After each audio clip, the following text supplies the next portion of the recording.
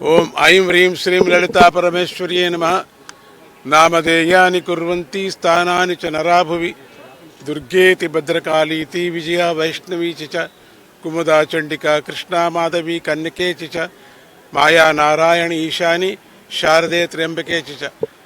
అమ్మవారి పేర్లు శ్రీకృష్ణ భగవంతుడు భూలోకానికి వచ్చినప్పుడు జగన్మాత అయిన సహోదరి కూడా ఈ అవతారంలో ఈ భూలోకానికి వచ్చినప్పుడు ఎన్నో అవతారాలతో ఎన్నో నామాలతో ఇక్కడ ఉండేటువంటి మనుషులు నరాభువి ఈ భూమిలో అంటే స్వామి తర్వాత మనిషి అవతారాన్ని తీసుకున్న తర్వాత ఎన్నో ప్రతిష్టలు చేశారు. అంటే ఇక్కడ 3 విధాలుగా వస్తుంది.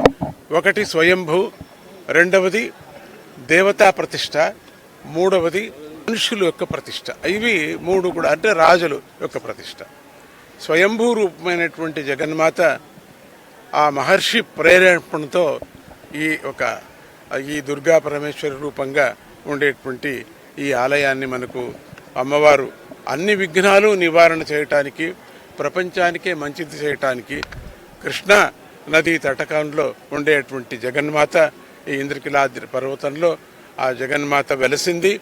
అందరి కోరికలు తీర్చటానికి, అందరి యొక్క బాధలు తీర్చటానికి, అందరి యొక్క రోగాలను తీర్చటానికి, మన ప్రపంచమంతా కూడా క్షేమంగా ఉండాలని చెప్పి మన ఆంధ్రప్రదేశమే కాక సమస్త లోకం కూడా బాగా ఉండాలని ఆ దుర్గా పరమేశ్వరి అమ్మవారు ఆ దుర్గా రూపంతో అందరి కష్టాలు నివారణ చేస్తూ వాళ్ళ యొక్క శరీరాలకు కూడా ఆరోగ్యాన్ని ఇస్తూ ప్రజలకు, ప్రజాప్రతినిధులకు అందరికీ కూడా వాళ్ళ రంగాల్లో వాళ్ళ అభివృద్ధితో వాళ్ళ పనులు వాళ్ళు చేసుకుంటూ అభివృద్ధిని పొందాలని చెప్పి ఆ జగన్మాత అమ్మవారు కృష్ణానది దగ్గరే మనకు ఉండటం ఈ యొక్క ఇంద్రకీలాద్రి పర్వతం పైన అందరూ కూడా ఎన్నో ప్రపంచంలో ఉండే వాళ్ళందరూ కూడా ఆ దేవతా భక్తులందరూ కూడా ప్రధానంగా విష్ణు భక్తులు అందరూ కూడా అమ్మవారి యొక్క ఆ శివుడి రూపంతో ఉండినటువంటి జగన్మాతను అందరూ దర్శించుకుంటున్నారు.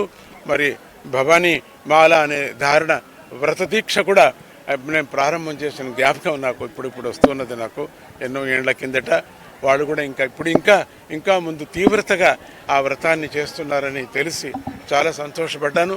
చాలా సంతోషం. అమ్మవారు వాళ్లకు ఈ భవానీ వ్రతం వాళ్లకు అందరికీ మంచి చేయనిమతి. ఇక్కడ ఉండేటువంటి మేనేజ్మెంటు చాలా సువ్యవస్థితంగా చాలా క్లీన్గా మరి జనానికి ఏ ఇబ్బంది లేకోకుండా ఈ కార్యక్రమాన్ని నిర్వహించేటువంటి ప్రతి ఒక్క చిన్న ఆఫీసర్ నుంచి ఈవో ఆఫీసర్ నుంచి మొదలుకొని మేనేజర్ నుంచి మొదలుకొని ఒక సెక్యూరిటీ వరకు కూడా చాలా బాగా అత్యుత్తమంగా పనిచేస్తున్నారు.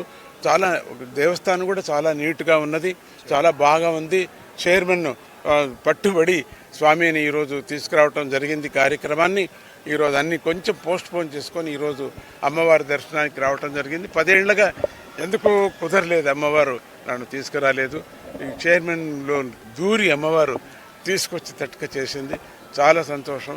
ఇక్కడ ఉండే ప్రధాన అర్చకులకి అందరికీ, పండితులకి, ఇక్కడ ఉండే వాళ్ళందరికీ కూడా అమ్మవారి యొక్క కృప కలగని, వాళ్ళ క్షేమంగా ఉండని, వాళ్ళ కోరికలంతా తీరని అమ్మవారిని ఉపాసన చేయండి అందరూ కూడా.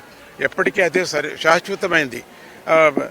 డబ్బు, లారీలు, పెద్ద బిల్డింగ్లు ఇవి శాశ్వతం కాదు. మనకు అమ్మవారి యొక్క మంత్రమే ఓం ఐం హ్రీం శ్రీం లలితా పరమేశ్వరి దుర్గా పరమేశ్వరియే నమః అని అంటే చాలు. ఓం ఐం హ్రీం శ్రీం దుర్గా పరమేశ్వరియే నమః అని అంటే అమ్మవారి జ్ఞాపకం వస్తూ ఉంటుంది. అన్ని కష్టాలు దూరం చేసేటువంటి దుర్గా పరమేశ్వరి.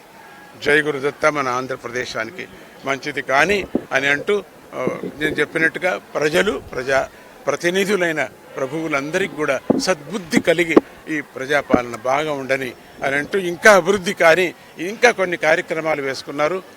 మన బాబు చంద్రబాబు నాయుడు కాలంలో ఇంకా బాగా అభివృద్ధి కలగని అని వాళ్ళకు కూడా నేను ఆశీర్వదిస్తూ, మన గవర్నమెంట్కు కూడా ఆశీర్వదిస్తూ, అక్కడ పనిచేసే వాళ్ళందరికీ కూడా సద్బుద్ధి కలిగి మంచి పని తొందరగా చేయని అని అంటూ అమ్మవారిని ప్రార్థన చేసుకుంటూ గురువుని ధ్యానం చేసుకుంటున్నా. జై గురుదత్త, శ్రీ గురుదత్త. శుక్రవారం చాలా అద్భుతంగా మంచి రోజు. మనకు అన్ని ఇష్టార్థాలు నెరవేరేటువంటి రోజే మనకు శుక్రవారం.